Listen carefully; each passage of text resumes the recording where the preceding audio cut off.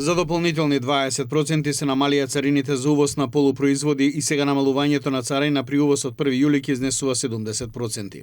Ова е продолжување на владините мерки за олеснување на работењето на домашните компании во време на криза.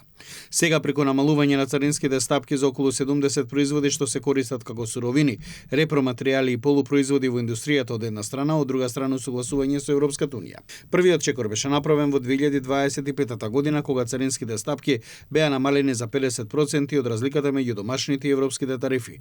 Со новите измени од 1 јули годинава следува дополнително намалување и целосно усогласување со ЕУ стандардите за овие производи. Седница на владата ние практично донесовме одлука со која што се зголеми обемот на полупроизводи и суровини кои што ги користат производителите и извозниците во Македонија за да извезуваат.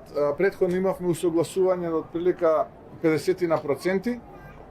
Сега имаме дополнително усогласување за нови 20%, односно до 70%.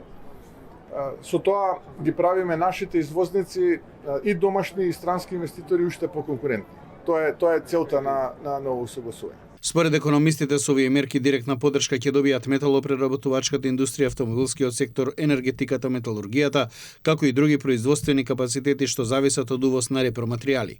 Воедно се очекува привлекување на нови инвестиции, но и се очекува зголемување на индустријското производство, како и подобра интеграција на македонската економија со европскиот пазар. Овие се мерки кои долго време ги бараа и македонските производители за да можат да продолжат со работа во време на голема неизвестност.